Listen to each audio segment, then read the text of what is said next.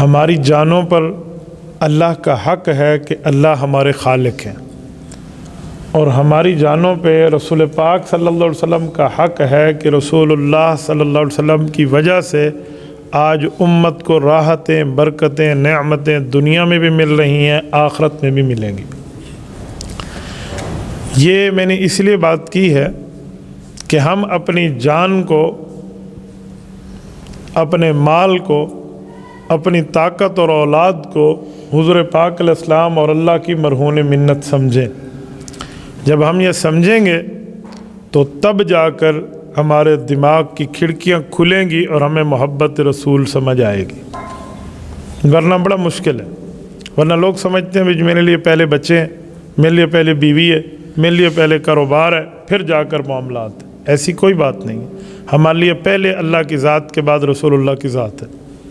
اس کی دلیل آج ہم قرآن کریم پڑھتے ہیں، کلمات پڑھتے ہیں اور ہمیں شفائیں ملتی ہیں، کیونکہ قرآن میں وَنُنَزِّلُ مِنَ الْقُرْآنِ مَا هُوَ شِفَاء، تو صحت ملتی ہے۔ یہ قرآن کریم ہم اس لیے پڑھتے ہیں کہ یہ حضور کے دل سے گزر کے آیا ہے، ورنہ اللہ کا کلام ڈائریکٹ پہاڑ پہ آتا تو وہ ٹکڑے ٹکڑے ہو جاتا۔ آپ کی اور میری زبانیں اور دل کیا چیز ہے؟ تو ہمارے جسم پر پیغمبر کا حق ہے کہ اکیلے حضور کی ذات نے قربانی برداشت کی ہے اور ہم تک یہ چیز بھجوا دی، اور ہمارے لیے کلام بطور شفا ہے۔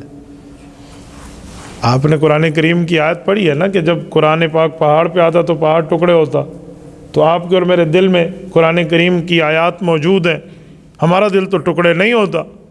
تو یہ حضور پاک نے اکیلی قربانی دی ہے، پورے گرم کلام کو اپنے نرم سینے سے گزار کے ہمارے لیے شفا بنا دی۔ تو اس لیے ہمارے جسموں پر ہمارے پیغمبر کا حق ہے۔